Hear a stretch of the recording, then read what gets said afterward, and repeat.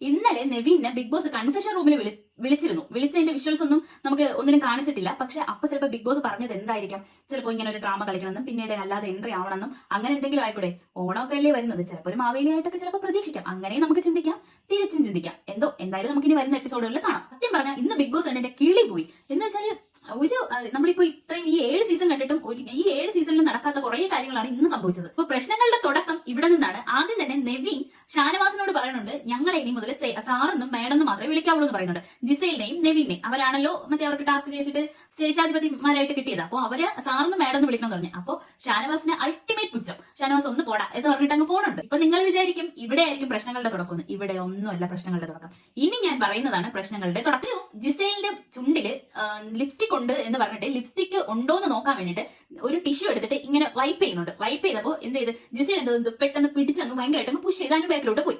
ഇവിടെയാണ് പ്രശ്നങ്ങളുടെ തുടക്കം. അപ്പൊ അനു ഇങ്ങനെ ചെയ്തത് ശരിയെന്ന് ഞാൻ ഒരിക്കലും പറയത്തില്ല. കാരണം ഒരാളെ ഫിസിക്കലി അവർക്ക് ഇഷ്ടമല്ലാത്ത രീതിയിൽ ബാഡ് ടച്ച് ചെയ്തത് വളരെ മോശമാണ്. അപ്പൊ അനു പറഞ്ഞത് അത് ബിഗ് ബോസിന്റെ റൂള് തെറ്റിച്ചതുകൊണ്ടാണ്, അങ്ങനെ അതിന് തെളിവ് ഉണ്ടാക്കാൻ വേണ്ടിയിട്ടാണ് ചെയ്തതെന്ന്. പക്ഷെ അത് ഒരിക്കലും ഞാൻ അക്സെപ്റ്റ് ചെയ്തില്ല.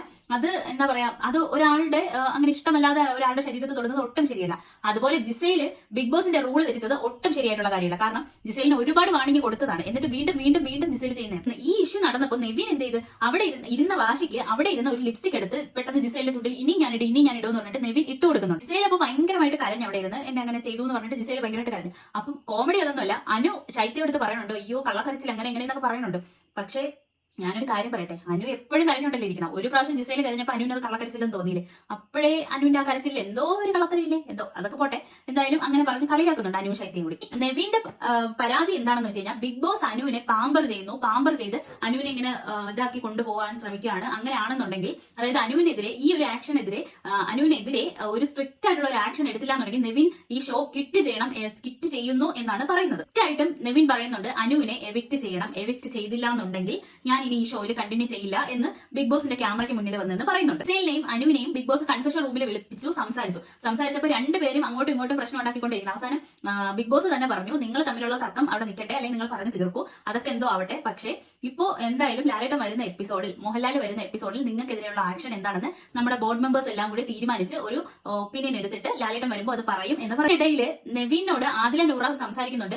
അനുവിനെ എവിക്റ്റ് ചെയ്തില്ല എന്നുണ്ടെങ്കിൽ നീ പുറത്തോട്ട് പോകുമോ എന്ന് ചോദിച്ചപ്പോഴത്തേക്കും നെവിൻ പറഞ്ഞു, ഞാൻ ഉറപ്പായിട്ടും പുറത്തോട്ട് പോകും എന്ന് പറഞ്ഞു. ഓക്കെ ശരി, എന്നാൽ നീ പുറത്തോട്ട് ഉറപ്പായിട്ടും പോകണം, അനുവിനെ എവിക്റ്റ് ചെയ്തില്ല എന്നുണ്ടെങ്കിൽ ഉറപ്പായിട്ടും പോകണം എന്ന് പറഞ്ഞപ്പോൾ അവൻ പോവും എന്നിങ്ങനെ ഉറപ്പിച്ച് പറയും. ബിഗ് ബോസ് നെവിനോട് ചോദിച്ചു, ഈ തീരുമാനത്തിൽ നിങ്ങൾ ഉറച്ചു നിൽക്കുകയാണെന്നുണ്ടെങ്കിൽ നിങ്ങൾക്ക് മുൻവാതിൽ തുറന്നു തരാം, അതുവഴി പുറത്തേക്ക് ഇറങ്ങണം എന്ന് പറഞ്ഞു. അപ്പൊ ആദ്യമൊക്കെ നെവിൻ ഇങ്ങനെ ഒന്ന് കൺഫ്യൂഷൻ അടിച്ചെങ്കിലും എന്നാലും അത് പുറത്ത് കാണിച്ചില്ല. ആ ഒരു കൺഫ്യൂഷൻ അടിച്ചതൊന്നും പുറത്ത് കാണിച്ചില്ല.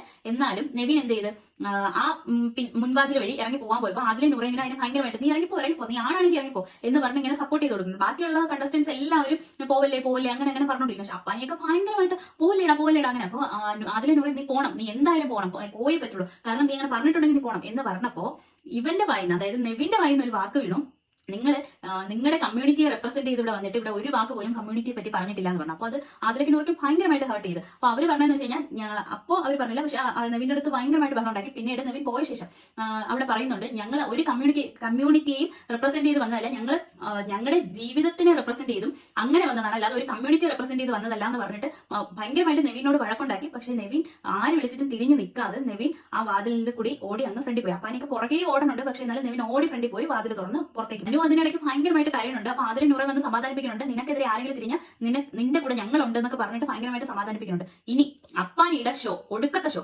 പോയപ്പോ ആർക്ക് പോയി, ആ പാവപ്പെട്ടവര് പോയി, അവർക്കെന്ത് സംഭവിച്ചെന്നൊക്കെ പറഞ്ഞാൽ അപ്പാനി അവിടെ കിടന്ന് ഒടുക്കത്തെ ഷോ. അതുപോലെ ഞാനൊന്ന് ചോദിക്കട്ടെ, ഈ പാവപ്പെട്ടവന് പോയി അല്ലെങ്കിൽ പാവപ്പെട്ടവന്റെ ജീവിതം പോയി എന്ന് പറയാനും വേണ്ടിയിട്ടേ ആ പാവപ്പെട്ടവൻ പ്രവോക്കായി പോയത് അല്ലേ? അതായത് അവനെതിരെ കളിച്ച ആദില നൂറാനു അവരുടെ ഗെയിം ആയിക്കൂടെ ഇത്, അവനെ പുറത്താക്കാൻ അല്ലെങ്കിൽ വേറൊരാളിനെ പുറത്താക്കാൻ. അവർക്കപ്പോ അത്രയും ഗെയിം കളിച്ചാൽ മതിയല്ലോ ഒരാൾ പോയി കഴിഞ്ഞാൽ. അങ്ങനെ ആയിക്കൂടെ, അങ്ങനെയും ചിന്തിച്ചൂടെ. അല്ലാതെ അതിനെ ഇമോഷണലി ഇതൊരു ഗെയിമാണ്, ഇതൊരു ബിഗ് ബോസ് എന്ന് പറഞ്ഞാൽ ഒരു ഗെയിമാണ്. അപ്പൊ അങ്ങനെ കണ്ടു കളിച്ചൂടെ. അങ്ങനെയും കാണാം, ഈ അപ്പാനി പറഞ്ഞതുപോലെയും കാണാം. ഇനി ഇതിന്റെ വേറൊരു വെർഷനും കൂടി ഞാൻ പറയട്ടെ.